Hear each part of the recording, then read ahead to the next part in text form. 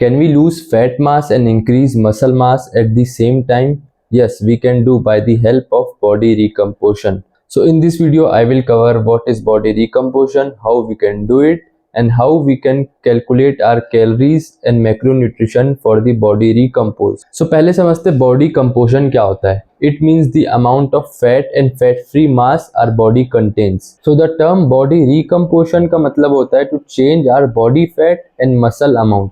मतलब हम लोग फैट लूज कर रहे हैं और मसल भी गेन कर रहे हैं एट दी सेम टाइम. तो क्या हम लोग सही में फैट लूज कर रहे हैं? आंसर है नहीं, क्योंकि जो हमारा वेट होता है वो बहुत सारी चीज़ों से बनता है, जैसे बोन मास हो गया, ऑर्गन्स हो गया, फैट मास, मसल मास, कनेक्टिव टिश्यू मतलब टिश्यूज, उससे बनता है. तो हम लोग अभी दो चीज़ में फोकस कर रहे हैं, फैट मास और मसल मास.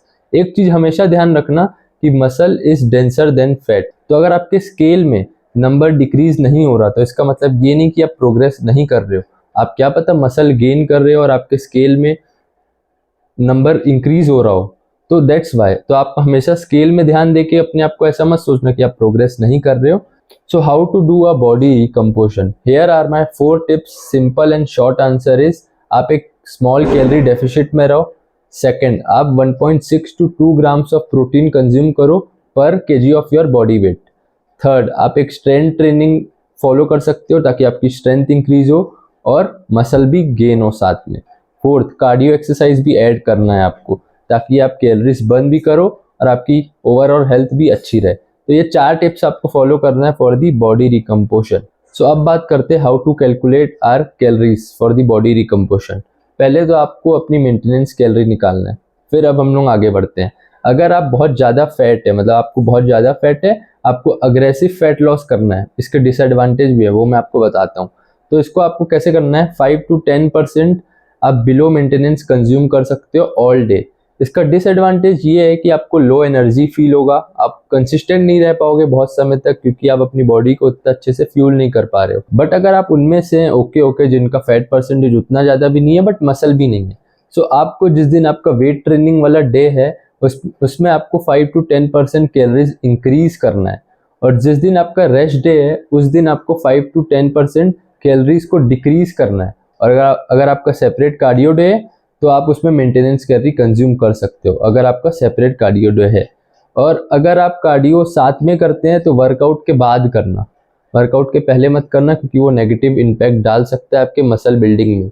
सो अगर आपको कार्डियो करना है तो वर्कआउट के बाद, अगर आपका कार्डियो डे है एक सेपरेट तो बहुत अच्छी बात है, और रेस्ट डे में 5 to 10% कैलोरीज को डिक्रीज कर देना. So now how to calculate our macronutrients. आपको अपने बॉडी वेट को मल्टीप्लाई करना है by 1.6 to 2 grams for the protein. Each gram of protein है 4 कैलोरीज. फॉर एग्जाम्पल, एक 70 kg का पर्सन है, वो कंज्यूम कर रहा है 2x प्रोटीन, मतलब 140 ग्राम्स ऑफ प्रोटीन. तो उसकी टोटल कैलोरीज होंगी सिर्फ प्रोटीन से, वो है 560 कैलोरी. Second, fat. आपको अपने बॉडी वेट को मल्टीप्लाई करना है 0.5 to 1 gram for the fat. Each gram contains 9 calories. For example, a 70 kg person aiming 0.8 grams of fat, तो उसकी टोटल कैलोरीज होंगी 504. नाउ फॉर द कार्बोहाइड्रेट्स, आपको सब्ट्रैक्ट करना है प्रोटीन और फैट की कैलोरीज. जितनी भी कैलोरीज रिमेनिंग है वो आपको कार्बोहाइड्रेट से कंज्यूम करना है ताकि आपका डेली कैलोरी इंटेक पूरा हो जाए. Now each gram contains 4 calories for the carbs. Now for example, मैं आपको एग्जांपल से और अच्छे से एक्सप्लेन करने की कोशिश करता हूँ. जैसे आपकी कैलोरीज इंटेक डेली की है 2000. अब 2000 में से आपको प्रोटीन और फैट की कैलोरीज सब्ट्रैक्ट करनी है. जैसे अभी मैंने एग्जांपल दिया था 560 माइनस 504, 2000 में से माइनस किए तो कितना बचा, 936. वो रिमेनिंग कैलोरीज आप कंज्यूम करोगे कार्बोहाइड्रेट से. अब वो रिमेनिंग कैलोरीज को आपको डिवाइड करना है 4 से. सो आंसर आया ये एग्जांपल का 234 ग्राम्स ऑफ कार्बोहाइड्रेट्स मुझे कंज्यूम करना है. अब हम लोग 4 से इसलिए डिवाइड किए क्योंकि each gram of carbohydrates contains 4 calories. ये मैं आपको एक एग्जांपल से समझा रहा था, बट जो आपका गोल है, कैलोरी गोल है डे का पूरा, उससे आपको प्लस माइनस करना है. ये सब इससे मत करना. ये 2000 सिर्फ एग्जांपल के लिए था. सो आई होप आप समझ गए. अगर नहीं समझे, थोड़ा कॉम्प्लिकेटेड लग रहा है, तो एक बार पीछे जाके वापिस एक बार देख सकते हो, अच्छे से आपको सेकंड बार में समझ में आ ही जाएगा. बट मैं एक चीज आपको क्लियर कर दूं, चाहे फैट लॉस हो, मसल बिल्डिंग हो, बॉडी रिकम्पोजिशन हो, सब चीज में टाइम लगता है. स्लो प्रोसेस है गुड प्रोसेस. इसलिए अगर आपको नोटिसेबल चेंजेस चाहिए तो वो 2-3 महीने में दिख जाएंगे, बट अच्छे चेंजेस आपको एकदम दिखने लगे तब वो 6 महीने, 1 साल लगते हैं, टाइम लगता है। सो इसलिए ये मत एक्सपेक्टेट करना कि मैं इतने दिन में इतना लूज कर लूँ, इतने दिन में इतना मसल गेन कर लूँ। टाइम लगता है, वो डिपेंड करता है कि आप कितने कंसिस्टेंट हैं, कितना वर्क पुट ऑन कर रहे हैं उसमें, वो डिपेंड करता है।